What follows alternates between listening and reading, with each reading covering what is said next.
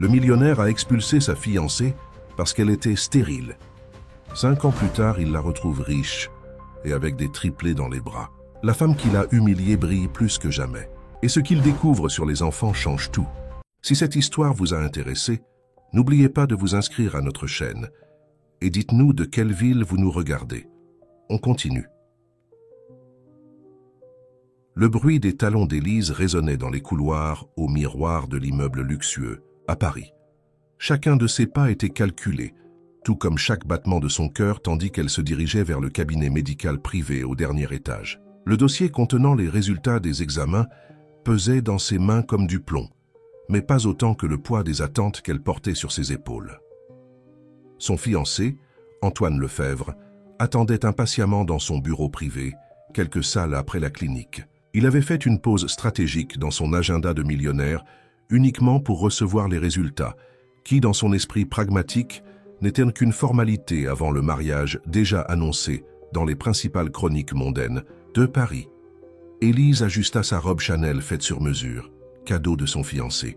Chaque détail de son apparence devait être impeccable, comme Antoine l'exigeait toujours. Depuis le début de leur relation, 3 ans auparavant, elle avait appris que la perfection n'était pas une option. C'était une obligation dans son monde. Le cabinet médical était une extension de l'empire Lefebvre, décoré avec la même élégance minimaliste qui caractérisait toutes les entreprises d'Antoine. La médecin, Dr Sophie Laurent, spécialiste renommée en médecine reproductive, attendait avec une expression qu'Élise ne parvint pas à déchiffrer. « Mademoiselle, Élise, asseyez-vous, je vous prie », indiqua la médecin en désignant le fauteuil en cuir italien. « Les résultats de vos examens sont arrivés ce matin. » Le cœur d'Élise s'accéléra. Elle avait effectué une batterie complète d'examens, protocole standard avant le mariage, exigence de la famille Lefebvre qui valorisait l'excellence génétique, comme Antoine aimait à le dire avec fierté. Malheureusement, les résultats ne sont pas ceux que nous espérions, commença le docteur Sophie, sa voix professionnelle masquant toute empathie. Les examens indiquent une condition qui compromet significativement votre capacité reproductive. Le monde sembla ralentir. Les mots de la médecin résonnaient comme au ralenti, tandis qu'Élise tentait d'assimiler leur signification. Son esprit vagabonda vers les conversations avec Antoine sur l'avenir, sur les héritiers qu'il planifiait tant, sur la dynastie Lefebvre qui devait continuer. « Existe-t-il un traitement ?» demanda Élise, sa voix à peine audible. « Les chances sont extrêmement faibles, » répondit la médecin feuilletant le dossier avec une efficacité clinique, pratiquement nulle en réalité. Élise sentit le poids du monde sur ses épaules. Ce n'était pas seulement un diagnostic médical, c'était une sentence pour sa relation. Elle connaissait trop bien son fiancé pour nourrir des illusions sur la façon dont il recevrait cette nouvelle. D'un pas hésitant, elle quitta le cabinet et marcha le long du couloir jusqu'au bureau d'Antoine. Chaque mètre parcouru semblait une éternité. Les parois de verre reflétèrent son image, multipliant la peur dans son regard. La secrétaire d'Antoine, efficace comme toujours, annonça son arrivée par l'interphone. « Monsieur Lefebvre, mademoiselle Élise est ici avec les résultats des examens. Faites-la entrer. » La voix autoritaire d'Antoine résonna à travers l'appareil. Il était debout, regardant par la fenêtre panoramique qui offrait une vue privilégiée sur la tour Eiffel. Son costume italien sur mesure et sa posture impeccable incarnaient le pouvoir qu'il exerçait. « Alors ?» demanda-t-il sans se retourner, continuant d'admirer la ville qu'il considérait comme son royaume personnel. Élise respira profondément, rassemblant tout le courage qu'elle put trouver. « Antoine, nous devons parler des résultats. » Il se retourna enfin, ses yeux bleus glacials rencontrant les siens. Pendant un instant, Élise entrevit quelque chose de différent dans ce regard. Était-ce de l'inquiétude? Mais ce ne fut qu'un éclair vite remplacé par la froideur habituelle. « Dis-moi, Élise, j'ai une visioconférence avec des investisseurs chinois dans 20 minutes. » Il consulta sa montre, un Patek Philippe qui coûtait plus que de nombreux, et l'appartement à Paris. Les mots restèrent coincés dans la gorge d'Élise. Comment expliquer qu'elle ne pourrait pas lui donner ce qu'il désirait le plus? Comment dire que son corps, apparemment parfait, avait trahi les attentes de la dynastie Lefebvre? Le silence qui suivit la révélation d'Élise fut assourdissant. Antoine resta immobile, son visage un masque de marbre pendant qu'il assimilait la nouvelle. Ses yeux, auparavant fixés sur les documents sur son bureau, traversait maintenant Élise comme si elle était transparente. « Tu es en train de me dire, commença-t-il, sa voix maîtrisée mais tranchante comme la glace, que tu ne peux pas avoir d'enfant? Les médecins disent bien que les chances sont très faibles, répondit Élise, luttant pour garder sa contenance. Mais il existe d'autres options, Antoine. Nous pourrions envisager. D'autres options? L'interrompit-il, laissant échapper un rire sec. La dynastie Lefebvre ne travaille pas avec d'autres options, Élise. Tu le sais. Antoine se leva de son fauteuil de direction, marchant jusqu'à la fenêtre d'un pas mesuré. Paris s'étendait sous eux, indifférent au drame qui se déroulait dans le bureau. Il ajusta sa cravate, un geste automatique qu'Élise connaissait bien. C'était son tic nerveux, le seul signe extérieur de perturbation qu'il s'autorisait à montrer. « Sais-tu combien de temps j'ai mis pour construire tout cela ?» Il fit un geste vers la vue de la ville. Chaque affaire, chaque contrat, chaque alliance, tout a été méticuleusement planifié.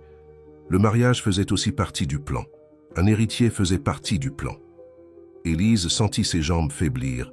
Elle s'appuya discrètement sur la chaise devant elle, essayant de rester ferme. « Antoine, je suis toujours la même personne. Notre amour n'a pas besoin d'être défini par... Amour ?» Il se retourna brusquement, ses yeux bleus étincelants. « Élise, tu n'as toujours pas compris? Il n'a jamais été question d'amour. Il s'agissait de construire un héritage. » Les mots frappèrent Élise comme des gifles. 3 ans de relation, des milliers de moments partagés, tous les projets élaborés ensemble, réduits à une équation commerciale qu'elle venait d'invalider. « Mon assistante contactera tes avocats aujourd'hui même, » continua Antoine, reportant déjà son attention sur son ordinateur portable. « Elle s'occupera des détails de la rupture des fiançailles et de ta réaffectation. »« Réaffectation » demanda Élise, sa voix tremblant légèrement. « L'appartement où tu vis est un actif de Lefebvre Enterprise. Il devra être libéré d'ici la fin de la semaine, répondit-il sans lever les yeux de l'écran. Marie prévoira une indemnité adéquate, bien sûr. Nous sommes civilisés. » Élise resta là, étourdie, observant comment Antoine avait déjà repris son travail, comme si elle n'était qu'un rendez-vous de plus rayé de son agenda. Les larmes menaçaient de couler, mais elle les retint. Elle ne lui donnerait pas cette satisfaction. « Je comprends, » dit-elle finalement, sa voix étonnamment ferme. « Réponds-moi juste à une chose, Antoine. À un moment donné, durant toutes ces années, m'as-tu réellement aimé ?» Il fit une pause pendant un instant, ses doigts immobiles sur le clavier. Pendant une fraction de seconde, quelque chose ressemblant à de l'émotion traversa son visage. Mais cela disparut rapidement, remplacé par le masque professionnel qu'il portait si bien. « C'est sans importance maintenant, tu ne crois pas ?» répondit-il, recommençant à taper. « Ferme la porte en sortant, s'il te plaît. J'ai une visioconférence dans 5 minutes. » Élise quitta le bureau avec la même élégance qu'à son entrée, bien qu'intérieurement, elle fut brisée. Les talons de ses chaussures ne résonnaient plus de pouvoir dans les couloirs. Ils sonnaient maintenant comme un requiem pour ses rêves détruits. Dans l'ascenseur, seule, elle s'accorda un moment de faiblesse. Ses mains tremblaient tandis qu'elle tapait un message à sa meilleure amie, Claire. « J'ai besoin de toi maintenant. » Le miroir de l'ascenseur reflétait une femme qu'elle ne reconnaissait plus. Elle était entrée dans ce bâtiment comme la future Madame Lefebvre et en sortait comme... Qui? La question résonnait dans son esprit, tandis que l'ascenseur descendait les 40 étages qui la séparaient de la rue. Claire trouva Élise assise dans un café discret près de la place Vendôme, son refuge préféré à Paris. L'endroit était pratiquement vide à cette heure de l'après-midi, et l'arôme du café fraîchement préparé emplissait l'atmosphère.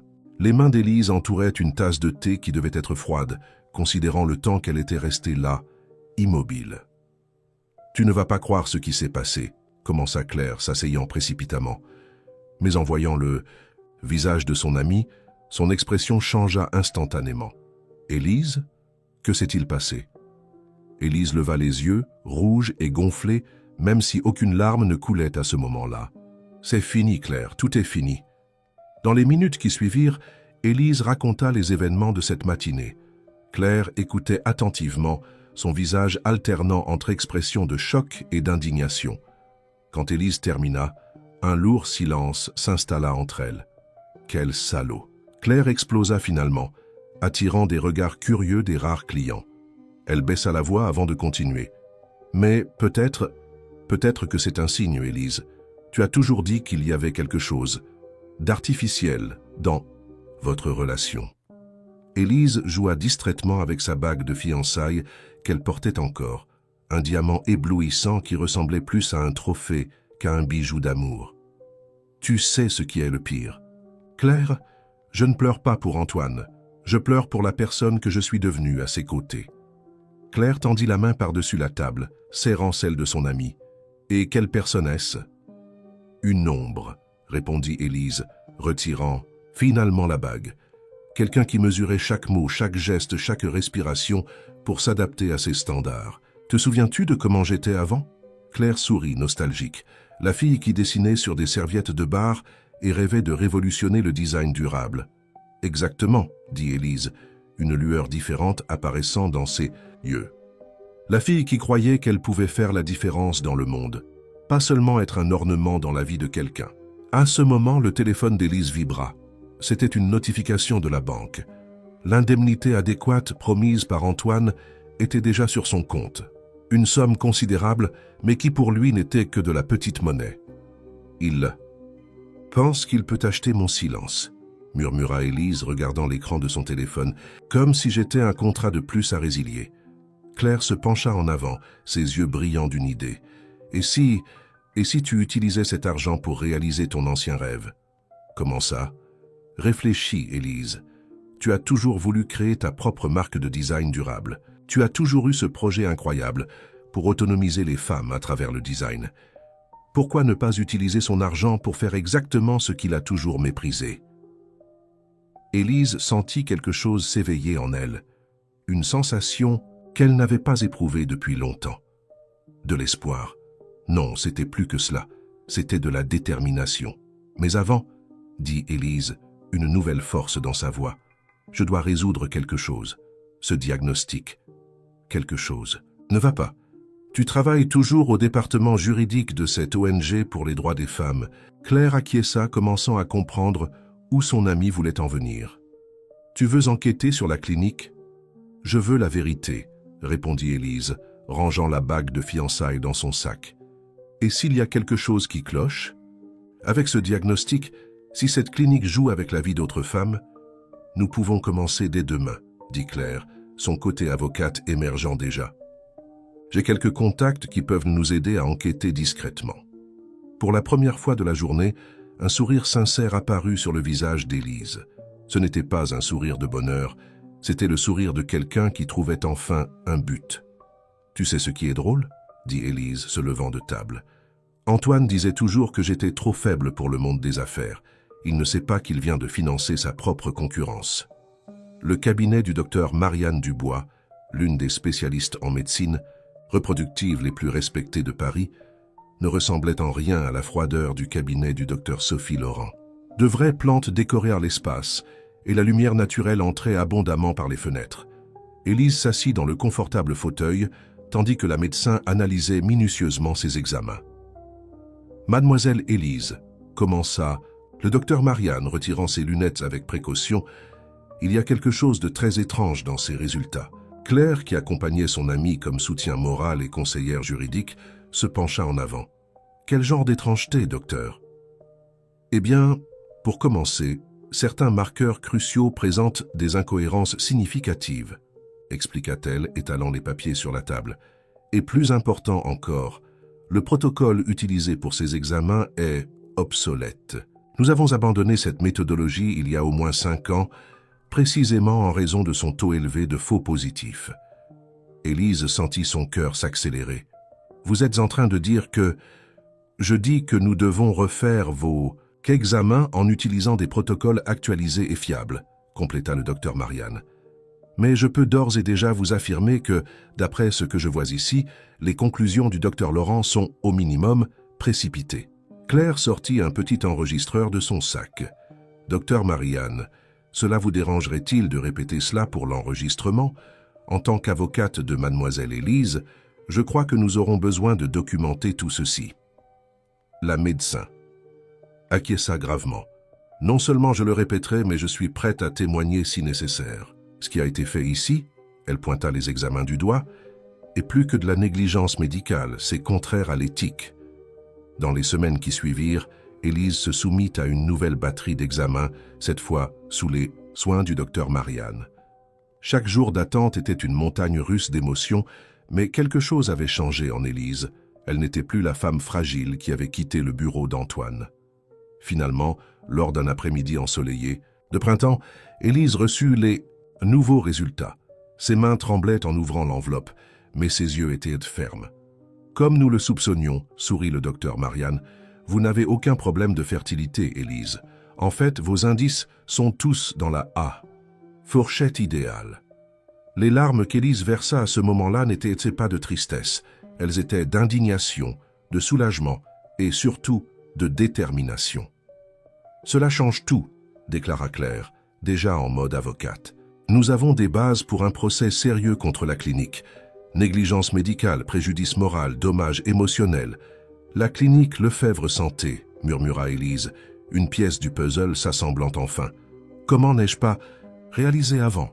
La clinique fait partie du conglomérat de santé d'Antoine. Ce qui rend tout encore plus grave, compléta Claire. Conflit d'intérêts, manipulation possible des résultats. Mais Élise n'écoutait plus. Son esprit était concentré sur quelque chose de plus grand. Claire, combien d'autres femmes ont pu vivre la même chose? Combien de vies ont été détruites par des diagnostics manipulés? Le docteur Marianne, qui avait observé la conversation en silence jusqu'alors, intervint. Si vous décidez de poursuivre cette affaire, comptez sur mon soutien professionnel. Ce qui a été fait ici doit être exposé. Élise se leva, une nouvelle énergie émanant de chaque pore de son être. Je ne vais pas seulement l'exposer, je vais transformer cela en quelque chose de positif. Tu te souviens de ce projet que nous avions développé à la fac? Sur le design durable et l'autonomisation des femmes, Claire acquiesça, commençant à comprendre où son ami voulait en venir. Maintenant, j'ai un capital initial, j'ai une cause, et plus important, Élise sourit, j'ai une histoire à raconter. Une histoire qui aidera d'autres femmes à ne pas vivre ce que j'ai vécu. Ce soir-là, dans son nouvel appartement modeste mais accueillant, Élise commença à esquisser les premiers dessins de sa marque. Chaque trait sur le papier était une promesse de renaissance. Chaque couleur choisie était un pas loin du monde froid et calculateur d'Antoine Lefebvre. Le petit café du Marais était bondé ce matin d'automne. Entre les tables rustiques et l'arôme de croissant tout juste sorti du four, Élise attendait anxieusement quelqu'un. Ses doigts tambourinaient sur sa tasse de café, tandis que ses yeux alternaient entre la porte et les dessins étalés sur la table. Mademoiselle Moreau. D'une voix masculine la surprit. Pardonnez-moi pour le retard. Élise leva les yeux et rencontra un homme d'environ 35 ans, habillé de façon décontractée mais élégante. Ses yeux verts transmettaient une gentillesse qu'elle n'avait pas vue depuis longtemps dans le monde des affaires. « Appelez-moi Élise, je vous en prie », sourit-elle, indiquant la chaise devant elle. « Et ne vous inquiétez pas pour le retard, Thomas. J'en ai profité pour réviser quelques dessins. » Thomas Bernier, qui n'avait aucun lien de parenté avec le docteur Sophie Laurent, comme il avait tenu à préciser lors de leur premier contact, était un ancien cadre de Lefebvre Enterprise. Il avait été licencié par Antoine 3 ans auparavant, prétendument pour manque de vision stratégique. « Alors, commença-t-il, après avoir passé sa commande au serveur, vous disiez avoir une proposition intéressante. » Élise organisa les dessins sur la table, révélant un projet complet pour une marque de design durable. Renaissance Design ne sera pas simplement une entreprise de meubles et de décoration, Thomas. Ce sera un mouvement. Les yeux de Thomas parcoururent les esquisses avec un intérêt sincère. Chaque page révélait des pièces uniques, créées avec des matériaux recyclés et des processus durables. Mais ce qui attira le plus son attention furent les annotations dans les marges. Histoire de femmes, projets sociaux, programmes de formation. L'idée est de créer un réseau de soutien, continua Élise, sa voix gagnant en intensité. Chaque pièce sera produite par des femmes en situation de vulnérabilité, principalement des mères célibataires. Nous offrirons formation, crèche sur le lieu de travail, assistance médicale adéquate. Et quel serait mon rôle dans tout cela? Demanda Thomas, bien que son sourire indiquait déjà qu'il était intrigué. J'ai besoin de quelqu'un qui comprenne la gestion d'entreprise, mais qui n'ait pas perdu son humanité dans le processus, répondit-elle directement. Quelqu'un qui voit au-delà des chiffres. Et votre expérience avec des projets sociaux chez Lefebvre, avant d'être congédié, a attiré mon attention. Thomas laissa échapper un rire doux. Ces projets ont été exactement la raison de mon licenciement. Antoine ne voyait aucune valeur dans les initiatives qui ne généraient pas un retour financier immédiat. « Je sais, dit Élise, sa voix s'adoucissant. J'étais là quand il a pris la décision, et j'étais en désaccord avec lui, même si à l'époque je n'avais pas le courage de le dire. » Un moment de compréhension mutuelle passa entre eux. Tous deux connaissaient trop bien le monde froid d'Antoine Lefebvre. « J'ai une condition, dit Thomas, après quelques instants de réflexion. Je veux participer non seulement comme gestionnaire, mais comme investisseur. J'ai quelques économies et... Non, l'interrompit doucement Élise. Je ne veux pas de votre argent, Thomas. J'ai suffisamment de capital pour commencer. Gracieuseté d'Antoine lui-même, sourit-elle avec ironie. Ce dont j'ai besoin, c'est de votre connaissance, de votre expérience et surtout de votre engagement envers la cause. Thomas étudia les projets une fois de plus, prêtant une attention particulière aux détails des programmes sociaux. Son visage s'illumina en percevant la profondeur de la planification. « Vous savez, commença-t-il, un sourire se formant sur ses lèvres, quand j'ai reçu votre message, je dois avouer que j'étais intrigué. La fiancée d'Antoine Lefebvre voulant me rencontrer. Mais maintenant je comprends. Vous n'avez jamais été simplement sa fiancée, n'est-ce pas? » Élise sentit quelque chose de différent dans le regard de Thomas. Ce n'était pas de la pitié ni de l'admiration superficielle. C'était de la reconnaissance, comme s'il voyait la véritable Élise pour la première fois. « Ex-fiancée », corrigea-t-elle doucement. « Et non, je n'ai jamais été seulement cela. J'ai simplement mis du temps à m'en rendre compte. » Le reste de la matinée passa comme un tourbillon d'idées et de plans. Thomas n'accepta pas seulement la proposition, il apporta également des idées précieuses au projet. Son expérience en gestion sociale complétait parfaitement la vision créative d'Élise. La première unité de Renaissance Design vit le jour dans un ancien entrepôt industriel en périphérie de Paris. L'espace, qui abritait autrefois une usine textile abandonnée, fut complètement transformé selon les principes de durabilité qu'Élise chérissait tant. « Je n'arrive pas à croire que nous ayons réussi à faire tout cela en seulement 4 mois, » commenta Claire, admirant le résultat de la rénovation en marchant aux côtés d'Élise dans l'espace. L'entrepôt était désormais un environnement lumineux et accueillant. De grandes fenêtres permettaient l'entrée de la lumière naturelle, réduisant la consommation d'énergie.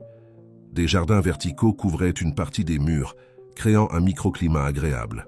Au centre de l'espace, une zone de production moderne se fondait harmonieusement avec les espaces de convivialité. « Le mérite n'est pas que le nôtre, » répondit Élise, observant le mouvement des femmes qui arrivaient pour leur premier jour de formation. Chacune de ces personnes a contribué à rendre cela possible. À l'entrée de l'entrepôt, une crèche modèle accueillait déjà les premiers petits visiteurs. Les mères, qui devaient auparavant choisir entre travailler et s'occuper de leurs enfants, pouvaient maintenant faire les deux avec dignité. « Élise !» Une voix enthousiaste attira son attention. C'était Marie, l'une des premières employées du projet. « Tu dois voir ça. Les filles du cours de menuiserie ont créé quelque chose d'incroyable. » Dans l'espace de formation, un groupe de femmes avait transformé du bois de démolition en pièces de design uniques. Chaque objet racontait une histoire. Pas seulement celle du matériau réutilisé, mais aussi celle des mains qui l'avaient transformé. Cela me rappelle. Claire poussa discrètement Élise du coude. Les avocats ont appelé ce matin. Le procès contre la clinique avance plus vite que prévu. Élise acquiesça, mais ses yeux restaient fixés sur les femmes qui travaillaient. Tu sais, Claire, plus le temps passe, plus je réalise que ce diagnostic erroné était un cadeau déguisé. Comment ça? Sans cela, je n'aurais jamais découvert ma véritable vocation. Je n'aurais jamais rencontré toutes ces femmes incroyables. Je n'aurais jamais... Tu n'aurais jamais rencontré Thomas, compléta Claire avec un sourire malicieux. Élise rougit légèrement. Ces derniers mois, sa relation avec Thomas avait évolué d'un partenariat professionnel vers quelque chose de plus profond. Ce n'était pas seulement l'attraction physique, c'était une connexion basée sur des valeurs partagées, le respect mutuel et une admiration sincère. Thomas est différent de toute personne que j'ai rencontrée, admit Élise, l'observant. De l'autre côté de l'entrepôt, où il expliquait patiemment un concept de gestion à l'une des apprenties. Il n'essaie pas de me façonner ou de me contrôler. Il m'encourage à grandir. Et les tentatives de contact d'Antoine? Demanda Claire, prudente. Élise soupira. Ces dernières semaines, Antoine avait fait plusieurs tentatives indirectes de rapprochement, d'abord par l'intermédiaire de ses avocats, puis par des intermédiaires du monde des affaires. Il n'a toujours pas compris, répondit Élise, un sourire serein sur ses lèvres. Il pense qu'il peut tout résoudre avec de l'argent ou de l'influence. Mais ceci, elle fit un geste englobant l'espace autour d'elle, n'est pas à vendre. À ce moment, Thomas s'approcha portant une petite boîte. « Regarde ce qui vient d'arriver », annonça-t-il, remettant le paquet à Élise. Dans la boîte se trouvait le premier catalogue officiel de Renaissance Design. En couverture, une photo artistique montrait des mains féminines travaillant sur une pièce de bois, avec la phrase « Transformer les histoires en art », en lettres élégantes. « C'est parfait », murmura Élise, feuilletant les pages qui montraient non seulement les produits, mais aussi les visages et les histoires des femmes qui les créaient. « Il y a autre chose », dit Thomas, son sourire s'élargissant. « Nous avons reçu une commande spéciale. Le musée d'art moderne veut notre collection complète pour l'exposition de design durable du mois prochain. » Claire laissa échapper un petit cri de joie, tandis qu'Élise restait silencieuse, assimilant la nouvelle. C'était plus qu'une réussite professionnelle. C'était la validation de tout ce en quoi elle croyait. L'exposition au musée d'art moderne était remplie de personnes de la haute société parisienne. Le bourdonnement élégant remplissait l'ambiance, tandis que les invités admiraient les pièces de Renaissance Design, stratégiquement disposées pour raconter non seulement une histoire de design, mais de transformation sociale. Élise circulait dans l'espace avec une élégance naturelle, très différente de la pose étudiée qu'elle maintenait habituellement lors des événements sociaux aux côtés d'Antoine. Sa robe, une création durable d'une styliste partenaire du projet, reflétait parfaitement sa nouvelle identité. Madame Moreau, un critique d'art connu l'aborda. « Votre collection est simplement révolutionnaire. La façon dont chaque pièce incorpore une narrative sociale sans perdre en sophistication. Le mérite revient aux artisanes, répondit Élise avec sincérité. Chaque meuble porte l'essence de celle qui l'a créé. De l'autre côté de la salle, Thomas conversait avec des investisseurs potentiels, son charisme naturel attirant l'intérêt vers les aspects sociaux du projet. De temps en temps, leurs regards se croisaient à travers l'espace, échangeant des sourires complices. Élise, la voix de Claire traversa la foule. Son expression était un mélange d'urgence et d'excitation. « Je dois te parler. Maintenant. » S'excusant auprès du groupe qui l'entourait, Élise suivit son amie jusqu'à un coin plus discret de la salle. Claire tenait sa tablette d'une main tremblante. « Je viens de recevoir les résultats de l'enquête complète sur la clinique, » chuchota-t-elle, ses yeux brillants. « Tu ne vas pas croire ce que nous avons découvert. » Qu'est-ce que c'est? Ce n'était pas seulement une erreur dans ton cas. Nous avons trouvé un schéma. Des dizaines de femmes ont reçu des diagnostics similaires ces 5 dernières années. Elles avaient toutes un point commun. Elles étaient fiancées ou épouses d'hommes puissants, principalement des cadres liés au groupe Lefebvre. Élise sentit son estomac se nouer. « Tu es en train de dire que c'était systématique », compléta Claire. « La clinique semble avoir été utilisée comme un outil de contrôle. Des diagnostics manipulés pour faciliter des ruptures de relations ou justifier des décisions d'affaires. » À ce moment, Thomas s'approcha, percevant la tension dans la conversation. « Tout va bien ?» Élise était sur le point de répondre quand son regard capta quelque chose qui la figea. De l'autre côté de la salle, Julie, l'ex-secrétaire d'Antoine, venait d'entrer à l'événement. Ses yeux parcoururent l'espace jusqu'à trouver Élise. « Il sait que je suis ici », dit Julie sans détour, dès qu'elle s'approcha du groupe. « Et il n'est pas content de ce qu'il a découvert sur l'enquête concernant la clinique. »« Julie ?» demanda Élise confuse. « Que fais-tu ici ?»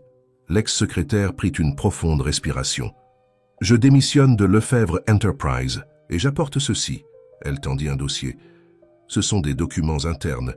Ils prouvent qu'Antoine était au courant des faux diagnostics.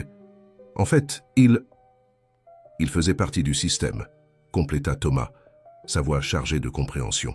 C'est pour cela que j'ai été licencié quand j'ai commencé à questionner les pratiques de la division santé du groupe. Élise prit le dossier d'une main tremblante. Des années de manipulation, de vies altérées par des décisions froides et calculatrices, documentées dans des rapports d'entreprise aseptisés. « Pourquoi nous aides-tu, Julie ?» demanda Claire, méfiante. « Parce que j'ai aussi reçu un de ces diagnostics il y a 10 ans, répondit Julie, sa voix émue. J'ai perdu mon fiancé, ma chance d'avoir une famille. Ce n'est qu'après que j'ai découvert la vérité. Mais c'était trop tard. » Un lourd silence tomba sur le groupe. Autour d'eux, l'exposition continuait à battre son plein, ignorante du drame qui se déroulait en son sein. « Il y a autre chose, ajouta Julie, hésitante. Antoine prévoit de venir à l'événement. Il veut essayer de contrôler la situation avant que l'histoire ne devienne publique. » Élise échangea des regards avec Thomas et Claire. Des années de secrets étaient sur le point d'être révélés, et ils devaient être préparés à ce qui allait suivre. Le bourdonnement de l'exposition diminua drastiquement lorsqu'Antoine Lefebvre franchit les portes du musée. Comme toujours, sa présence commandait une attention immédiate, un pouvoir qu'il avait méticuleusement cultivé au fil des ans. Son costume impeccable et sa posture autoritaire contrastaient avec l'atmosphère artistique et accueillante de l'environnement. Élise le vit avant qu'il ne la remarque. Elle discutait avec une jeune artisane de Renaissance Design, qui expliquait fièrement le processus de création d'un fauteuil fait de bois recyclé. Pendant un instant, Élise ressentit le vieux réflexe d'ajuster sa posture, de préparer son sourire social, mais elle réalisa rapidement qu'elle n'avait plus besoin de ce masque. Mademoiselle Moreau, la voix grave et familière, résonna derrière elle. Quelle agréable coïncidence! Élise se retourna calmement, rencontrant les yeux bleus qui l'avaient tant intimidée autrefois. « Ce n'est pas une coïncidence, Antoine. Tu savais exactement où me trouver. » La jeune artisane, sentant la tension dans l'air, s'éloigna discrètement. Antoine en profita pour faire un pas en avant, baissant la voix. « Nous devons parler en privé, dit-il, son ton indiquant clairement que ce n'était pas une demande. « Tout ce que tu as à me dire peut être dit ici même, » répondit Élise, sa voix ferme mais contrôlée. « Tes jours où tu me donnais des ordres sont terminés. » Un muscle se contracta dans la mâchoire d'Antoine, le seul signe extérieur de son irritation. « Tu n'as aucune idée du jeu dangereux auquel tu joues, Élise. Ces accusations contre la clinique. » « Ce ne sont pas des accusations, » interrompit Thomas, s'approchant avec Claire. « Ce sont des faits documentés. Julie nous a apporté toutes les preuves. » La mention du nom de son ex-secrétaire fit légèrement pâlir Antoine. Ses yeux balayèrent à la salle jusqu'à trouver Julie, qui le regardait avec un mélange de peur et de détermination. « Alors c'est comme ça. » Il rit sans humour. « Une conspiration contre moi? Tu as toujours été plus intelligente que tu ne le montrais, n'est-ce pas, Élise ?»« Ce n'est pas à propos de toi, Antoine, » répondit-elle. « Le surprenant. Ça ne l'a jamais été. C'est à propos de toutes les femmes que toi et ton empire avez détruites, à propos de vies qui ont été altérées par des diagnostics manipulés. Les affaires sont les affaires. » Il haussa les épaules. Mais quelque chose dans ses yeux trahissait son inquiétude. Parfois, des décisions difficiles doivent être prises pour maintenir le contrôle. « Le contrôle, » répéta Élise, incrédule. « Tu as transformé des rêves en cauchemars, détruit des familles. Et pourquoi ? Pour maintenir ton précieux empire fonctionnant exactement comme tu le voulais. » À ce stade, plusieurs invités observaient discrètement la scène. Antoine réalisa qu'il perdait le contrôle de la situation, quelque chose qu'il détestait par-dessus tout. « Je peux rendre ta vie très difficile, » menaça-t-il à voix basse. « Un coup de téléphone de ma part et tous tes contrats peuvent disparaître. » Élise sourit, un sourire sincère qui le déconcerta. « Tu n'as toujours pas compris, n'est-ce pas ? Je n'ai plus besoin de tes contacts ou de ton argent. Chaque pièce, dans cette exposition, chaque femme qui travaille chez Renaissance, chaque histoire que nous transformons en art, c'est réel, c'est authentique. C'est quelque chose que tu n'as jamais réussi à créer avec tout ton pouvoir. » Thomas fit un pas en avant, se plaçant aux côtés d'Élise. Ce n'était pas un geste de protection, mais de partenariat. Antoine observa les deux avec un regard calculateur. « Alors c'est ça ?» demanda-t-il, son ton maintenant plus curieux que menaçant. « Tu as vraiment construit quelque chose à partir de rien ?»« Pas à partir de rien, » corrigea Élise. « J'ai construit à partir de la douleur que tu as causée. J'ai transformé ta cruauté en espoir pour d'autres femmes. Et tu sais ce qui est le plus ironique? Tu as financé tout cela avec ta généreuse indemnité. » Un petit groupe de journalistes commençait à s'approcher, attirés par l'intensité de la conversation. Antoine réalisa qu'il perdait le contrôle, non seulement de la situation, mais aussi de sa propre narrative soigneusement construite. Le lendemain matin de l'exposition, le nom d'Antoine Lefebvre faisait la une des principaux journaux de Paris. Les révélations concernant la clinique avaient fuité dans la presse, créant un scandale qui se propageait rapidement dans les cercles d'affaires et sociaux de la ville. Élise observait la ville s'éveiller depuis la terrasse de son appartement, une tasse de thé oubliée entre ses mains. Le ciel se parait de douces teintes de rose et d'or, comme si la nature elle-même célébrait le début d'un nouveau chapitre. « Tu ne vas pas croire ce qui vient de se passer. » Claire fit irruption dans l'appartement, encore vêtue de ses vêtements de course. 3 autres femmes ont contacté le cabinet, toutes anciennes patientes de la clinique. « Combien d'autres ?» murmura Élise, plus pour elle-même que pour son amie. Combien de vies ont été affectées par ce système? Le téléphone d'Élise sonna, affichant le nom de Thomas sur l'écran. « Tu dois allumer la télé maintenant, dit-il dès qu'elle décrocha. Chaîne 24. À l'écran, une journaliste élégante se tenait devant le siège de Lefebvre Enterprise. Des sources internes confirment que le conseil d'administration a convoqué une réunion d'urgence suite aux accusations contre Antoine Lefebvre.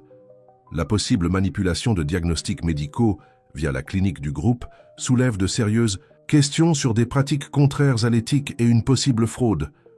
Les actionnaires sont en panique, expliqua Thomas au téléphone. Les actions de l'entreprise ont déjà chuté de 15% depuis l'ouverture du marché.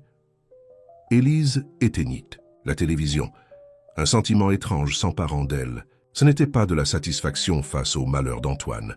C'était un soulagement de voir enfin la vérité éclater au grand jour. « Il y a autre chose, » dit Claire, consultant sa tablette. « Je viens de recevoir un message de Julie.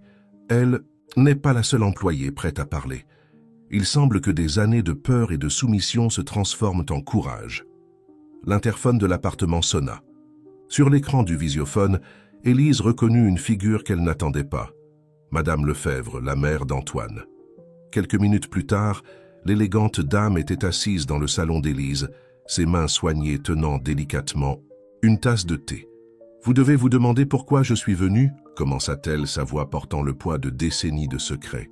« Je ne suis pas ici pour défendre mon fils. Je suis ici pour vous raconter une histoire, mon histoire. » Élise et Claire échangèrent des regards surpris, tandis que la dame continuait. « Il y a 40 ans, j'ai également reçu un diagnostic, similaire au vôtre. À l'époque, il n'y avait pas d'examen pour confirmer ou contester. J'ai accepté cela comme une vérité absolue. C'est ainsi qu'Henri, le père d'Antoine, a justifié notre divorce à la société. Vous êtes en train de dire que... » commença Élise, mais Madame Lefebvre l'interrompit gentiment. « Je dis que mon propre fils a reproduit le schéma qui a détruit ma vie. Il est devenu exactement comme son père, utilisant le pouvoir et l'argent pour contrôler les femmes. Autour de lui. » Des larmes silencieuses coulaient sur le visage de la dame, mais sa posture restait digne. « Quand j'ai vu votre travail à l'exposition, quand j'ai appris pour Renaissance, j'ai réalisé que vous avez fait ce que je n'ai jamais eu le courage de faire. Vous avez transformé la douleur en quelque chose de beau et significatif. Pourquoi me racontez-vous cela maintenant ?» demanda doucement Élise. « Parce que je veux aider, » répondit Madame Lefebvre, essuyant discrètement ses larmes. « J'ai encore 20% des actions de l'entreprise et j'ai l'intention d'utiliser mon pouvoir de vote au conseil pour garantir que de réels changements se produisent. » Claire, qui était restée silencieuse, prit enfin la parole. « Vous comprenez que cela pourrait signifier l'éloignement de votre propre fils de la présidence ?»« Je comprends, » acquiesça fermement la dame. « Et c'est peut-être exactement ce dont Antoine a besoin. Peut-être que perdre tout lui fera comprendre la valeur de ce qui ne peut pas être acheté. » À ce moment, le téléphone d'Élise vibra avec un message de Thomas. « Nous devons parler. J'ai une proposition qui pourrait tout changer. » Jointe au message se trouvait une photo d'un test de grossesse positif, pas le sien, mais celui de sa sœur cadette, qui travaillait comme artisane chez Renaissance Design. Le café de Renaissance Design, un espace accueillant créé spécialement pour les collaboratrices et leurs enfants, était particulièrement animée cet après-midi-là. Entre l'arôme de café fraîchement préparé et les rires d'enfants, Élise trouva Thomas assis dans un coin discret, observant sa sœur Lucie jouer avec quelques enfants. « Elle est radieuse », commenta Élise, s'asseyant à côté de lui. Lucie, avec ses yeux verts identiques à ceux de son frère, affichait cet éclat particulier que seule la grossesse apporte. « C'est pour cela que nous devons parler, » dit Thomas, sa voix mêlant joie et préoccupation. « Lucie m'a donné une idée. Quelque chose qui pourrait transformer Renaissance en quelque chose d'encore plus grand. » Il ouvrit son ordinateur portable, montrant à Élise un projet architectural. « Et si nous étendions le concept de la crèche? Et si nous créions un centre complet de soutien à la maternité? Un lieu où les femmes pourraient recevoir un accompagnement médical fiable, un soutien psychologique, une orientation professionnelle. Un contrepoids direct à la clinique Lefebvre, compléta Élise, comprenant immédiatement. « Exactement, » sourit Thomas. « Mais pas seulement cela. Un espace qui célèbre toutes les formes de maternité, biologique, adoptive, monoparentale. Un lieu où aucune femme ne soit jugée pour ses choix ou ses circonstances. » Lucie s'approcha de la table, ses yeux brillants d'enthousiasme. « Et je veux être la première patiente, » annonça-t-elle. « Je veux que mon bébé naisse dans un lieu qui représente tout ce en quoi nous croyons. » Élise sentit ses yeux s'embuer. C'était plus qu'un projet. C'était la matérialisation d'un rêve qu'elle ne savait même pas avoir jusqu'à ce moment. « Mais comment allons-nous financer cela ?» demanda-t-elle, toujours pratique. « Renaissance grandit, mais un projet de cette ampleur. »« C'est là que j'interviens, » une voix familière interrompit. Madame Lefebvre s'approchait, accompagnée de Claire. « Je viens de sortir d'une réunion avec le conseil. Antoine a été temporairement écarté de la présidence. » Claire poursuivit. « Et la proposition de restructuration de la division santé du groupe a été approuvée. Le conseil veut transformer l'ancienne clinique en quelque chose de nouveau, quelque chose qui répare les dommages causés.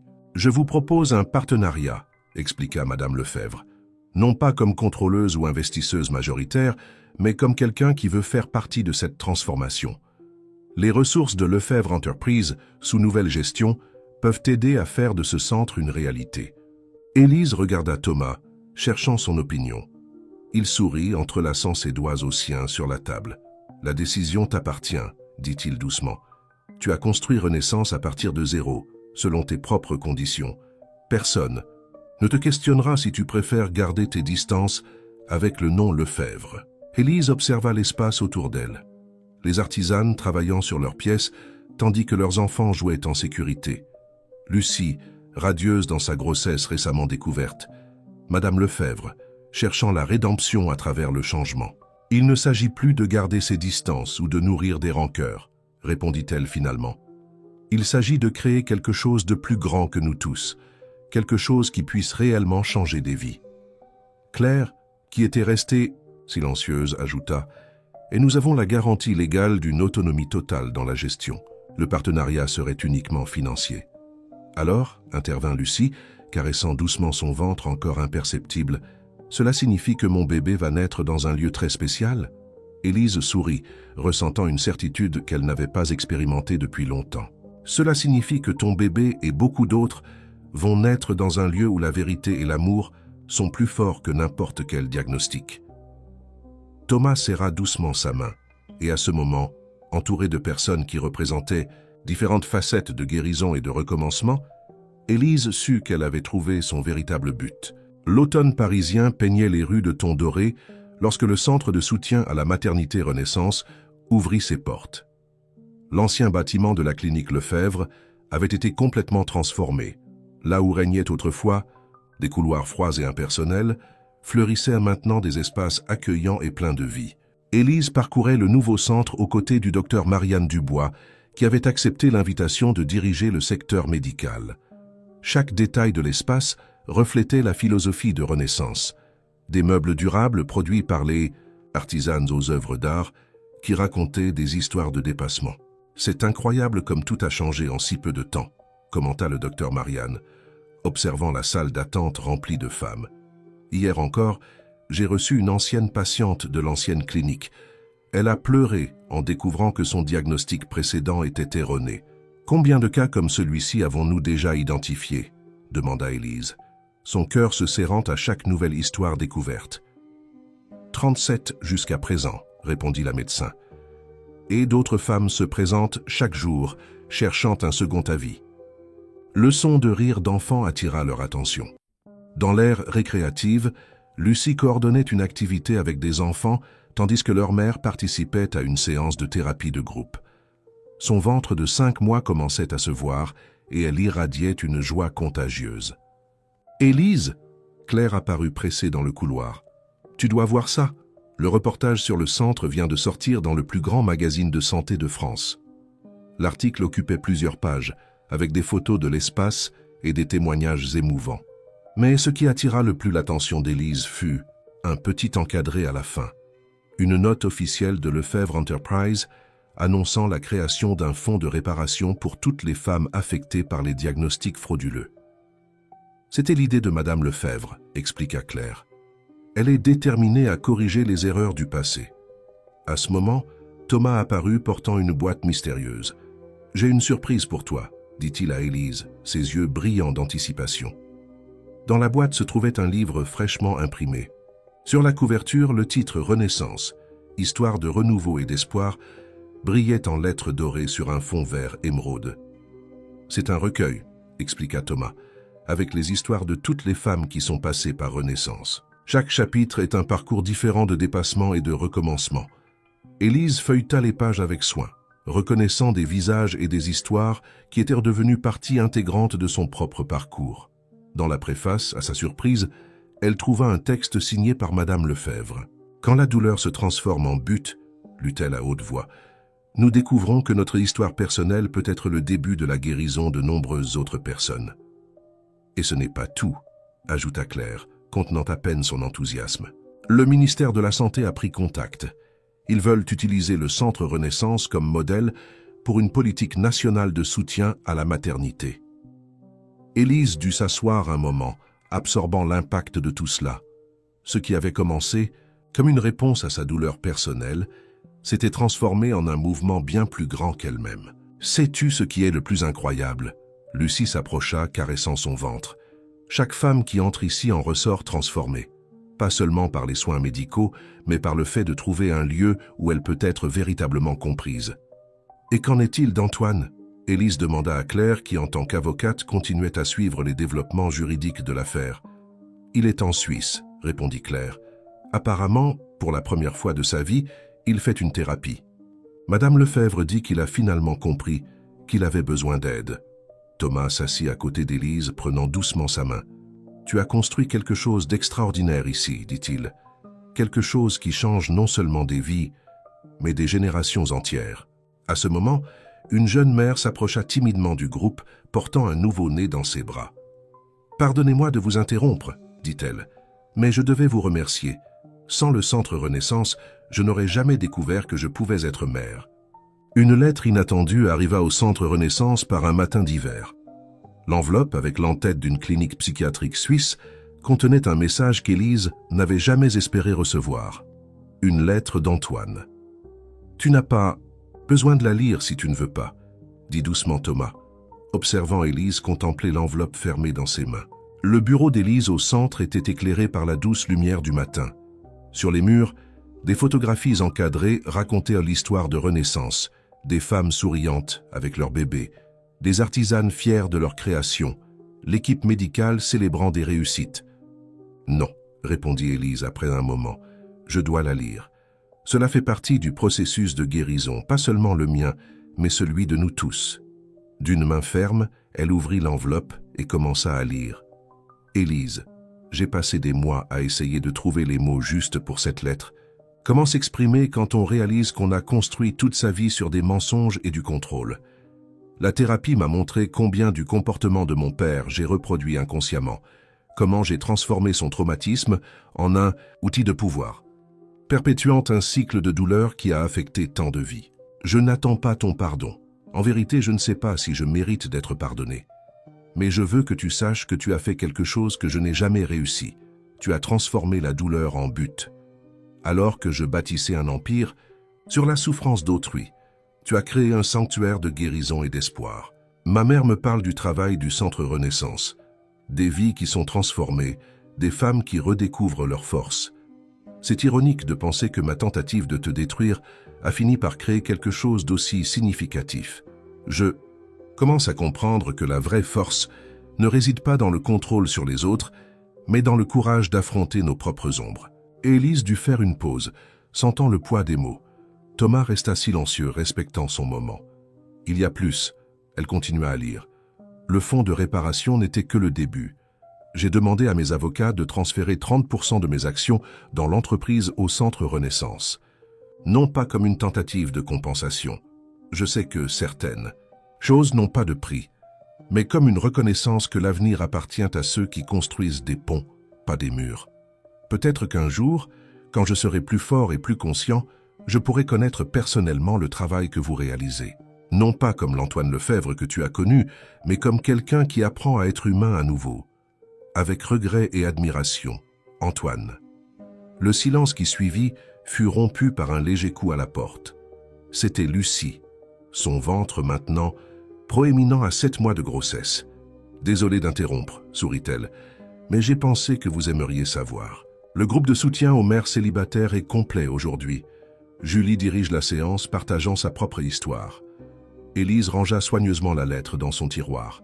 « Tu sais, dit-elle, se levant, je crois que j'ai finalement compris quelque chose d'important. Parfois, le plus grand acte de force n'est pas de vaincre quelqu'un, mais de permettre à tous de guérir. » Thomas l'enlaça par derrière, ses mains posées doucement sur ses épaules. « Et parfois, compléta-t-il, les plus grands miracles se produisent quand nous cessons de lutter contre notre douleur et commençons à la transformer en quelque chose de plus grand que nous-mêmes. » À l'extérieur du bureau, des voix animées et des rires d'enfants remplissèrent les couloirs du centre. C'était un jour de plus de renaissance, pas seulement de bébés, mais d'espoir, de rêves et de possibilités. Le printemps arriva à Paris, apportant non seulement des fleurs, mais aussi de nouvelles vies au Centre Renaissance. Lucie était dans les derniers jours de sa grossesse et sa présence illuminait encore plus l'environnement. Ce matin spécial, le centre accueillait un événement unique, le lancement officiel du programme Mère de demain, une initiative qui combinait formation professionnelle et accompagnement intégral de la grossesse. Élise observait l'auditorium rempli avec un mélange de fierté et d'émotion. Au premier rang, Madame Lefebvre était assise à côté de Julie, toutes deux conversant avec animation sur les nouveaux projets. Claire, maintenant directrice juridique du centre, organisait les derniers détails de la présentation. « C'est presque l'heure », chuchota Thomas, s'approchant avec un dossier dans les mains. « Tu es prête ?» Avant qu'Élise ne puisse répondre, un murmure parcourut l'auditorium. Lucie venait d'entrer, soutenue par l'une des infirmières, son visage contracté dans une expression reconnaissable. « Je crois que ta nièce a choisi un moment bien dramatique pour naître. » Sourit Élise à Thomas. « Comme toute bonne renaissance, répondit-il, embrassant doucement son front. Le docteur Marianne prit rapidement la situation en main, conduisant Lucie vers le service obstétrique du centre. Le public, majoritairement composé de femmes qui connaissaient bien ce moment, réagit avec des sourires compréhensifs et des paroles d'encouragement. « Mesdames et messieurs, » Claire prit le microphone, improvisant avec naturel, « il semble qu'aujourd'hui nous aurons une démonstration pratique du travail du Centre Renaissance. » Des rires chaleureux remplirent l'atmosphère. Élise monta sur scène, ajustant son microphone. « Il y a exactement 1 an, commença-t-elle, sa voix ferme et émue. Cet endroit était connu comme la clinique Lefebvre. C'était un espace de douleur déguisé en soins, de contrôle masqué, en médecine. Aujourd'hui, c'est un sanctuaire de vérité et d'espoir. » Les écrans de l'auditorium commencèrent à afficher des images du centre en fonctionnement.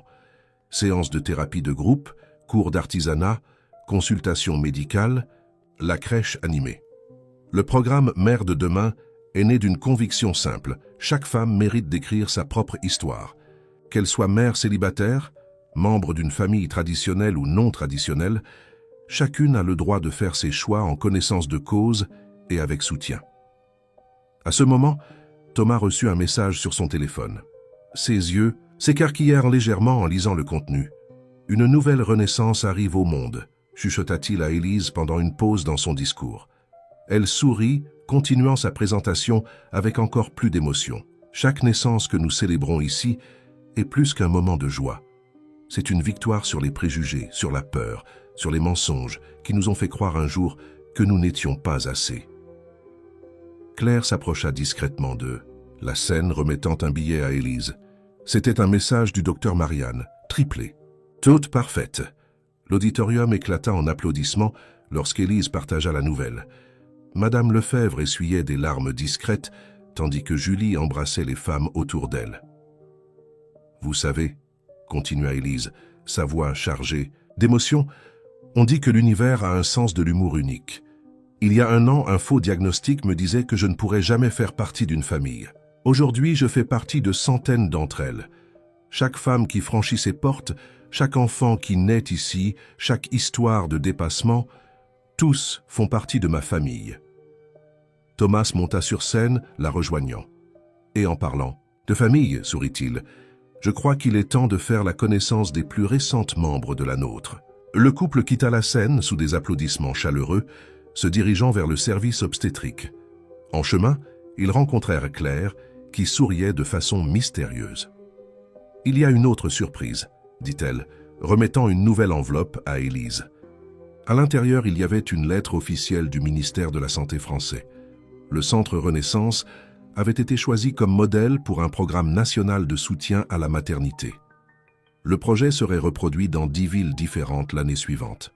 La chambre où Lucie se reposait était inondée de lumière naturelle et du doux son de 3 nouveau-nés.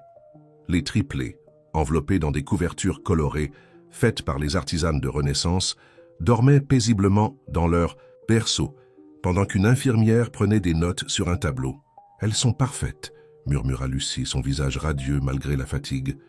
Sophie, Luna et Aurore. Thomas ne pouvait retenir ses larmes en observant ses nièces. Élise, à ses côtés, ressentait une émotion difficile à décrire, un mélange de joie, de gratitude et d'accomplissement. « Tu savais ?» demanda soudain Lucie, sa voix douce. « C'est pour ça que j'ai choisi de travailler ici.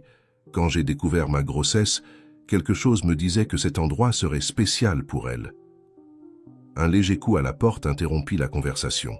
C'était Madame Lefebvre, portant 3 petits paquets soigneusement emballés. « J'espérais pouvoir les remettre en personne, » dit-elle, s'approchant avec hésitation. « Ce sont des souvenirs de famille.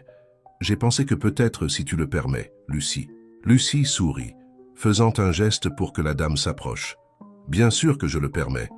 Elles doivent connaître tous les aspects de leur histoire, y compris comment leur tante Élise a transformé une histoire triste en quelque chose de si beau. » Madame Lefebvre ouvrit les paquets avec soin. À l'intérieur, il y avait 3 délicats bracelets en or, chacun avec un petit pendentif en forme de phénix. « Ils étaient à moi, » expliqua-t-elle, la voix émue. « Je les ai reçus de ma grand-mère à ma naissance. Je les ai gardés toutes ces années, attendant.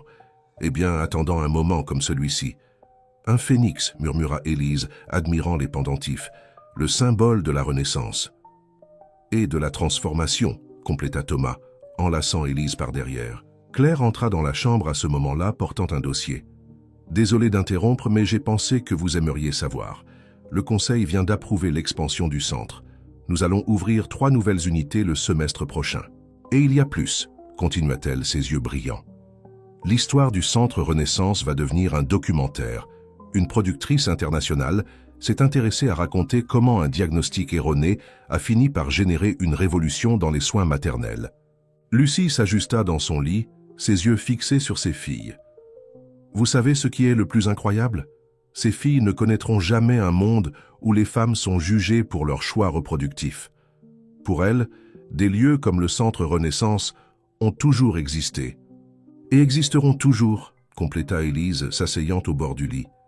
« Parce que maintenant nous savons que la vraie force est de transformer nos histoires en pont pour les autres. » L'une des bébés, Luna, ouvrit ses petits yeux à ce moment-là, comme si elle voulait participer à la conversation.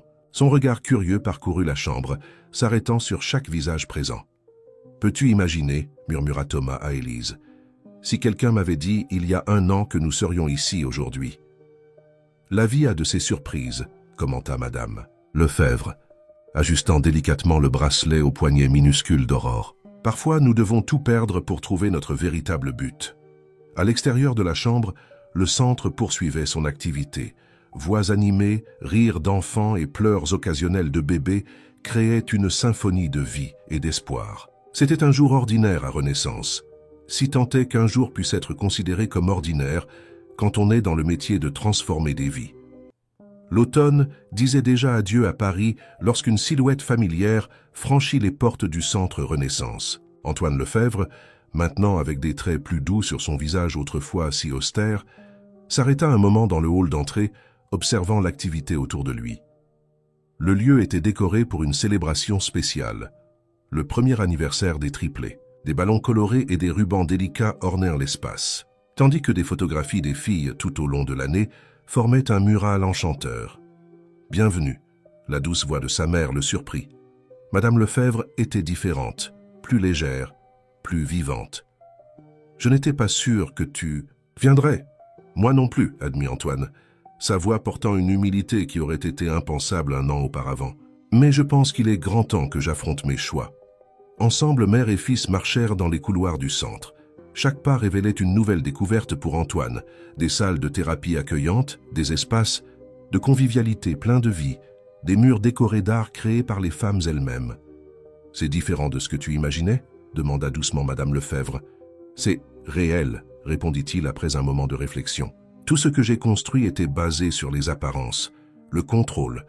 Ceci, c'est la vraie vie. » En s'approchant de la salle principale, où la fête se déroulait, le son des rires d'enfants emplit l'air. Les triplés, vêtus de douces nuances de rose, jouaient dans un parc spécialement décoré pour elles. Lucie fut la première à remarquer la présence d'Antoine. Pendant un instant, l'atmosphère devint tendue. Mais alors, à la surprise de tous, elle sourit. « Les filles », appela-t-elle doucement, « venez rencontrer quelqu'un de spécial. Voici l'homme qui, sans le vouloir, nous a donné le plus grand cadeau. Un endroit où nous pouvons être qui nous sommes vraiment. » Thomas et Élise, qui discutaient avec quelques invités, se tournèrent en entendant la voix de Lucie. La rencontre que tous savaient inévitable se matérialisait enfin. « Antoine », Élise le salua, sa voix ferme mais gentille. « Bienvenue à Renaissance. » « Élise, » répondit-il, et pour la première fois de sa vie, sa voix trembla légèrement. « L'endroit est incroyable. C'est plus que je n'aurais pu imaginer. C'est plus que n'importe lequel d'entre nous aurait pu imaginer, » commenta Thomas, s'approchant avec l'une des triplées dans les bras. Luna, la plus curieuse des trois. La petite regardait fixement Antoine, ses yeux verts identiques à ceux de son père étudiant le visage du nouveau venu. Puis, à l'étonnement de tous, elle tendit ses petits bras vers lui. « Elle a un don, » expliqua Lucie souriant, « pour reconnaître quand quelqu'un essaie de changer. » Avec des mains tremblantes et les conseils de Thomas, Antoine tint Luna pour la première fois. La petite fille agrippa immédiatement sa cravate coûteuse, un geste si innocent et naturel que quelque chose en lui se brisa. « Je suis désolé, » dit-il, la voix émue. « Pour tout. Pour ce que j'ai fait, pour ce que j'ai essayé de détruire. » « Le passé est une leçon, pas une sentence, » répondit Élise, se surprenant elle-même par la sérénité dans sa voix. « Ce qui compte, c'est ce que nous en faisons. » Ce moment, Claire s'approcha du groupe, portant un dossier familier. « Les documents sont prêts, » annonça-t-elle. « La Fondation Renaissance est maintenant officiellement une organisation internationale. » Antoine regarda interrogativement sa mère qui sourit en réponse. « J'ai pensé que tu aimerais savoir, » expliqua Madame Lefebvre. Nous avons transformé toute la division santé du groupe en une fondation à but non lucratif. Le modèle du centre sera reproduit dans 5 pays différents. Et, ajouta Thomas, chaque unité sera administrée par des femmes qui sont passées par le programme ici. C'est un cycle de transformation qui s'auto-alimente. La fête d'anniversaire des triplés se transforma en une célébration bien plus grande, un jalon de transformation pour tous les présents. Dans le jardin du centre, où des tables avaient été disposées sous des pergolas couvertes de fleurs, les histoires s'entrelaçaient, comme les branches des plantes grimpantes qui décorèrent l'espace. « Saviez-vous » Julie s'approcha d'Antoine, portant une tasse de thé, « que votre diagnostic erroné sur mon infertilité m'a fait perdre mon fiancé il y a 10 ans. » Antoine ressentit le poids familier de la culpabilité, mais il y avait quelque chose de différent dans le ton de Julie. Ce n'était pas une accusation, c'était un constat. Mais, continua-t-elle, un doux sourire sur ses lèvres, si cela n'était pas arrivé. Je ne serais jamais devenue coordinatrice du programme de soutien psychologique ici. Je n'aurais jamais rencontré tant de femmes incroyables. Je n'aurais jamais adopté ma fille. Comme sur commande, une fillette d'environ 8 ans courut vers Julie, embrassant ses jambes. « Maman, viens voir ce que tante Lucie est en train d'enseigner. » Antoine observa les deux s'éloigner, une nouvelle compréhension se formant dans son cœur. Autour de lui, d'autres histoires similaires se déroulaient. Claire conversait avec un groupe d'avocates qui travaillaient maintenant pro bono pour le centre, toutes anciennes clientes de la clinique Lefebvre. Le docteur Marianne guidait une jeune médecin qui avait elle aussi reçu un faux diagnostic sur de nouveaux protocoles de soins. C'est étrange, n'est-ce pas? La voix d'Élise le ramena au moment présent. Comment la vie a ses propres façons de corriger nos erreurs. Tu as construit quelque chose d'extraordinaire. Ici, répondit-il, observant les triplés jouer avec d'autres enfants. Quelque chose que moi, avec tout mon argent et mon pouvoir, je n'ai jamais réussi à créer. Je ne l'ai pas construit seul, corrigea-t-elle gentiment. Chaque personne ici a contribué avec sa propre histoire de douleur et de dépassement. Même toi, Antoine. Thomas les rejoignit, portant un album de photos. Nous venons de recevoir ceci de la première unité Renaissance à Marseille, expliqua-t-il. Ce sont les histoires des premières femmes prises en charge là-bas. Les pages de l'album racontaient des histoires silencieuses mais puissantes, des sourires nouvellement découverts, des étreintes longtemps reportées, des rêves renaissants. Dans chaque photographie, le symbole du phénix, maintenant marque, déposé de la fondation, brillait discrètement. « Savez-vous ce qui est le plus incroyable ?» commenta Lucie, s'approchant avec Aurore dans les bras. « Chaque histoire ici a commencé par un « non ». Quelqu'un a dit à ces femmes qu'elles ne pouvaient pas, ne devaient pas, ne méritaient pas. Et regardez ce qu'elles ont fait avec ces « non ». Antoine sentit des larmes, véritables, pour la première fois depuis des années, couler sur son visage. J'ai passé ma vie entière à dire non aux gens, à contrôler, limiter, détruire des rêves. Et vous avez transformé chaque s'annonce en possibilité. Il n'est jamais trop tard pour apprendre un nouveau mot, dit doucement Madame Lefebvre, posant sa main sur l'épaule de son fils. Tu peux commencer maintenant. À ce moment, Sophie, la plus calme des triplés, tituba jusqu'à Antoine. Dans ses petites mains, elle portait un dessin, des traits enfantins qui formaient quelque chose ressemblant à une famille. « Pour toi », dit-elle simplement, tendant le papier froissé. Le geste si simple et pur portait une signification profonde qui n'échappa à personne. C'était plus qu'un dessin, c'était une invitation à faire partie de quelque chose de plus grand, quelque chose de vrai. « Merci », murmura Antoine, rangeant soigneusement le dessin dans la poche de sa veste. Et pour la première fois de sa vie, ces mots portaient une signification réelle, profonde, transformatrice. L'hiver parisien couvrait la ville de son manteau blanc lorsque le Centre Renaissance accueillit un événement spécial. L'auditorium principal était comble pour le lancement du documentaire Renaissance, histoire de transformation. Au premier rang, des visages familiers se mêlaient à de nouveaux personnages de cette histoire, en constante évolution. Élise, élégante dans une robe vert émeraude créée par les artisanes du centre, observait l'animation avec un sourire serein. À ses côtés, Thomas tenait sa main, transmettant cette force silencieuse qui était devenue sa marque de fabrique. « Tu es nerveuse ?» demanda-t-il doucement. « Curieusement non », répondit-elle. « C'est comme si chaque histoire ici faisait partie de quelque chose de plus grand que nous-mêmes. » Les triplés, maintenant âgés de presque 15 mois, étaient assises sur les genoux de Lucie quelques rangées derrière, vêtues de douces nuances de lilas. Luna, toujours la plus observatrice, pointait du doigt chaque personne qui entrait, comme si elle comprenait déjà l'importance de ce moment. Antoine entra discrètement par la porte latérale, accompagné de sa thérapeute, un choix qui surprit tout le monde positivement.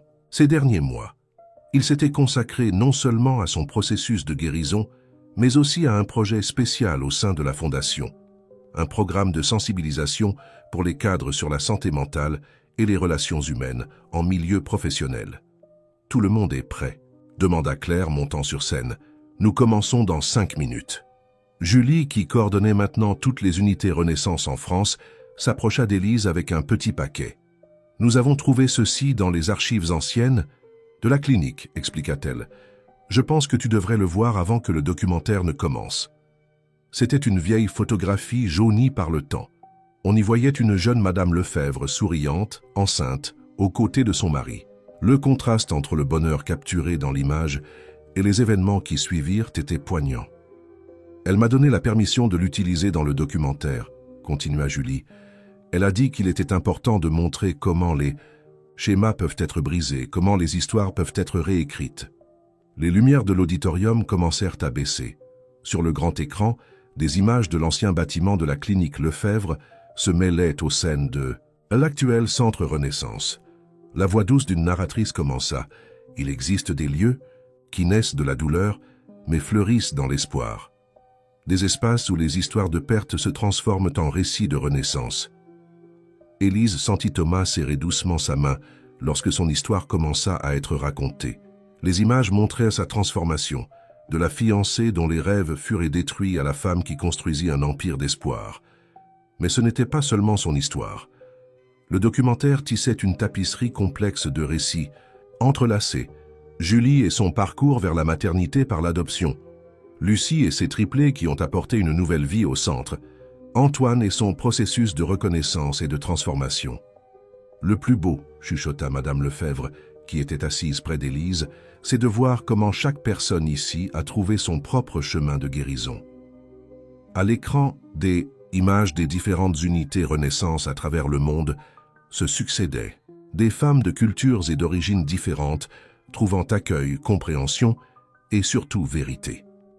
Le docteur Marianne apparaissait expliquant les nouveaux protocoles de soins développés sur la base de recherches éthiques et centrés sur le bien-être réel des patientes. Claire discutait des changements légaux que l'affaire avait provoqués dans le système de santé français. « Maman, regarde !» Aurore pointait vers l'écran lorsqu'apparut une scène des triplés nouveau-nés. Lucie serra ses filles plus fort, des larmes silencieuses coulant sur son visage. Le documentaire montrait également les coulisses de Renaissance Design, des femmes transformant des matériaux mis au rebut en œuvres d'art, chaque meuble racontant une histoire de dépassement. La marque était devenue symbole de durabilité et d'autonomisation des femmes sur le marché international. Après la projection du documentaire, le hall du centre se transforma en un espace de célébration et de réflexion. De petits groupes se formaient naturellement, partageant histoires et impressions. Les triplés couraient parmi les invités, répandant la joie avec leur rire cristallin. « C'est incroyable de penser », commenta Claire, rejoignant Élise et Thomas dans un coin plus tranquille, que tout a commencé par un diagnostic erroné. « Non », corrigea doucement Élise, « cela a commencé par un choix. Le choix de transformer la douleur en but. » Antoine, qui était resté discrètement à observer les interactions, s'approcha du groupe. Son visage, autrefois toujours marqué, d'un masque de froideur, montrait maintenant une vulnérabilité qui le rendait plus humain. « Puis-je me joindre à vous ?» demanda-t-il, sa voix portant une humilité sincère. Thomas fut le premier à répondre, lui tendant une coupe de champagne. « Ah, bien sûr. Après tout, nous faisons tous partie de cette histoire. » Luna, remarquant la présence d'Antoine, tituba vers lui avec un livre d'histoire dans les mains.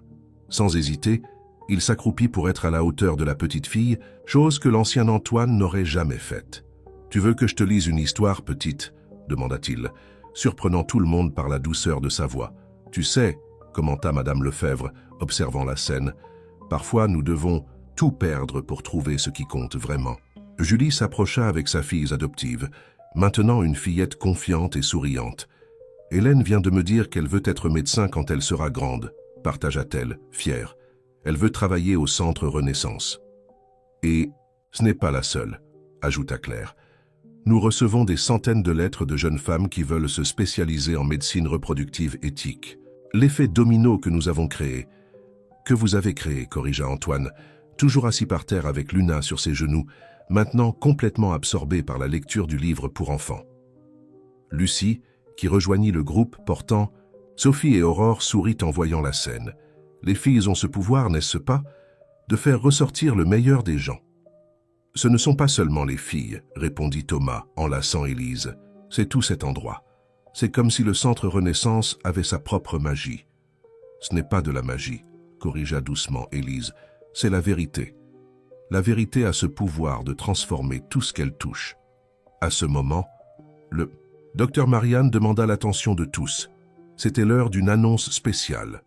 Le Centre Renaissance vient d'être reconnu par l'Organisation mondiale de la santé comme modèle global de soins intégraux pour la santé féminine, annonça-t-elle, sa voix débordant de fierté. Notre méthode sera mise en œuvre dans des programmes de santé publique dans 20 pays. Les applaudissements qui suivirent étaient plus qu'une célébration. Ils étaient une reconnaissance du chemin parcouru, de combien de vies avaient été transformées. Et il y a plus, continua Claire. La Fondation Renaissance vient de créer un fonds de recherche en partenariat avec les principales universités du monde. Nous allons financer des études axées sur la médecine reproductive éthique et le soutien psychosocial à la maternité. Élise sentit des larmes silencieuses couler sur son visage, tandis qu'elle observait l'espace autour d'elle. Chaque personne représentait une histoire de transformation. Chaque sourire était un témoignage que le changement est possible. Thomas l'enlaça par derrière, murmurant à son oreille « Peux-tu imaginer combien d'amour va encore naître ici ?» Les triplés, comme si elles sentaient le moment spécial, coururent embrasser leurs parents. Luna tenait encore fermement la main d'Antoine, créant un pont symbolique entre le passé et l'avenir. Le printemps était revenu à Paris et avec lui une nouvelle vague de transformation arrivait au Centre Renaissance. Le jardin, maintenant plus exubérant que jamais, était décoré pour une occasion spéciale, la remise des diplômes de la première promotion du programme de formation professionnelle. Élise marchait entre les chaises disposées dans le jardin, ajustant de petits détails. Sa robe bleu ciel, créée spécialement par les artisanes pour l'occasion, dansait avec la brise légère. Les triplés, maintenant âgés de presque 2 ans, couraient sur la pelouse en répandant des pétales de fleurs. « Maman, regarde !» l'appela Luna, pointant vers un petit oiseau qui s'était posé près de l'estrade improvisée. Lucie sourit, ajustant la robe de sa fille. « C'est un symbole de liberté, mon amour, comme toutes les femmes qui obtiennent leur diplôme aujourd'hui. » L'espace commença à se remplir avec les familles des diplômés. Des femmes d'âge et d'histoires différents, toutes unies par le même objectif de reconstruction et de croissance. Parmi elles se trouvait Hélène, la fille de Julie, fière d'avoir contribué comme monitrice bénévole au programme. Thomas monta sur l'estrade pour tester le microphone, échangeant un regard complice avec Élise. À ses côtés, Claire organisait les certificats, chacun contenant non seulement un diplôme, mais une histoire de dépassement. « Tu ne vas pas croire !» chuchota Claire à Élise quand celle-ci s'approcha. « Nous venons de recevoir la confirmation. Le modèle Renaissance sera mis en œuvre dans 30 pays supplémentaires. L'ONU veut établir un partenariat officiel. » Madame Lefebvre arriva discrètement, accompagnée par Antoine. Ces derniers mois, il s'était consacré à un projet spécial, la création d'un fonds de soutien pour la recherche en santé mentale et bien-être émotionnel. « Les filles ont tellement grandi », commenta-t-il, observant les triplés jouer. Son ton était différent maintenant, plus doux, plus humain. « Elles ne sont pas les seules », répondit Madame Lefebvre, serrant doucement le bras de son fils. Le docteur Marianne s'approcha du groupe, portant un dossier. « Vous devez voir ceci », dit-elle, ses yeux brillants. « Les résultats de la dernière recherche sont impressionnants. Le taux de réussite de notre programme de soutien intégral est de 98%.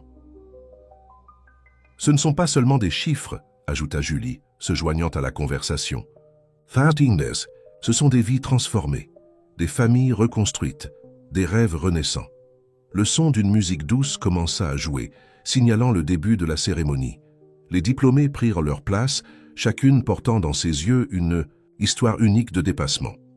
Élise monta sur l'estrade, son cœur débordant d'émotion. Regardant l'assemblée, elle vit plus que des visages, elle vit des parcours, elle vit du courage, elle vit la renaissance.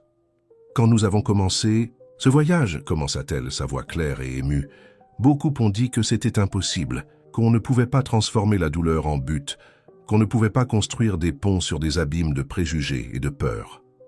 Les triplés, assises sur les genoux de Lucie au premier rang, regardèrent leur tante avec fascination. Aurore tenait fermement son petit bracelet avec le pendentif en phénix, comme si elle comprenait instinctivement la signification de ce moment. « Mais vous, » continua Élise, « avez prouvé que l'impossible n'est qu'un point de départ. Chacune d'entre vous a pris son histoire de douleur et la transformer en quelque chose d'extraordinaire. Thomas la rejoignit sur l'estrade, apportant avec lui une surprise. Un livre récemment publié contenant les histoires de toutes les diplômées, écrites par elle-même.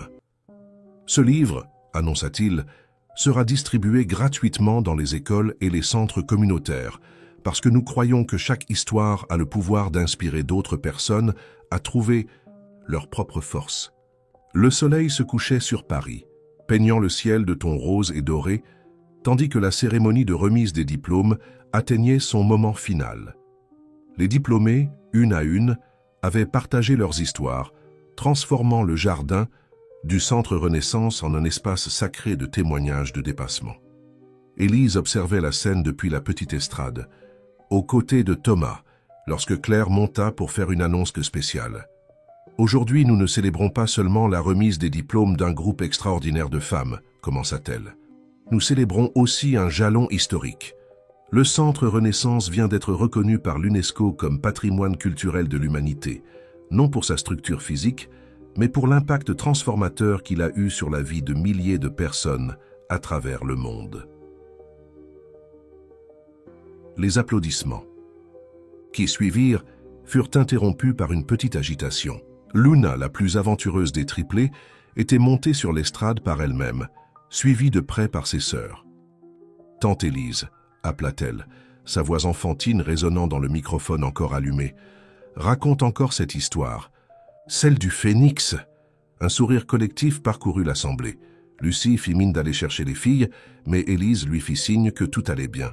« Vous savez, mes petites, » commença-t-elle, s'asseyant sur l'estrade avec les triplés, « l'histoire du phénix est l'histoire de chaque personne ici. C'est à propos de tomber et de se relever, de transformer les cendres en or, de trouver la lumière même dans les moments les plus sombres. » Antoine, qui observait la scène du premier rang, sentit des larmes silencieuses couler sur son visage. À ses côtés, sa mère prit doucement sa main.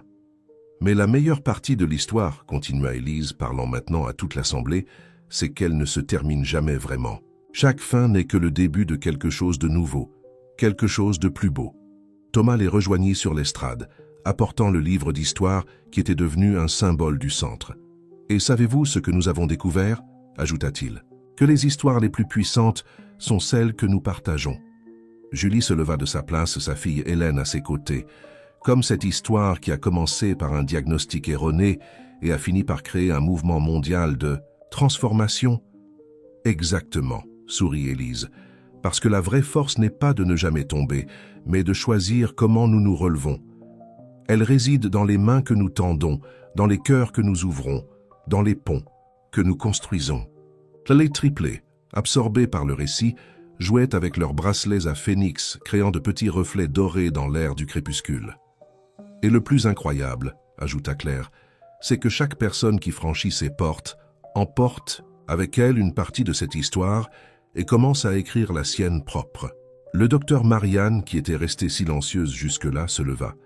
C'est peut-être pour cela que nous appelons cet endroit Renaissance, parce qu'ici, tous les jours, des personnes renaissent pour leurs véritables histoires. Le soleil était presque complètement couché lorsqu'Élise fit la clôture officielle de la cérémonie. Les lumières du jardin s'allumèrent automatiquement, créant un décor magique avec de petits points de lumière entre les fleurs. « Chacun d'entre vous, dit-elle, sa voix chargée d'émotion, est une preuve vivante que l'amour est plus fort, que la peur, que la vérité est plus puissante que n'importe quel mensonge, et qu'il y a toujours de la place pour recommencer. » Les triplés, maintenant somnolentes dans les bras de Lucie, laissèrent échapper de petits bâillements. Luna, cependant, eut encore l'énergie pour une dernière question. « Tante Élise, notre histoire aussi va devenir un livre ?» Élise échangea un regard complice avec Thomas avant de répondre. « Ma chérie, notre histoire est déjà un livre. Il s'écrit tous les jours par chaque personne qui passe par ici, par chaque vie qui est transformée, par chaque cœur qui apprend à voler à nouveau. Et ainsi, sous le ciel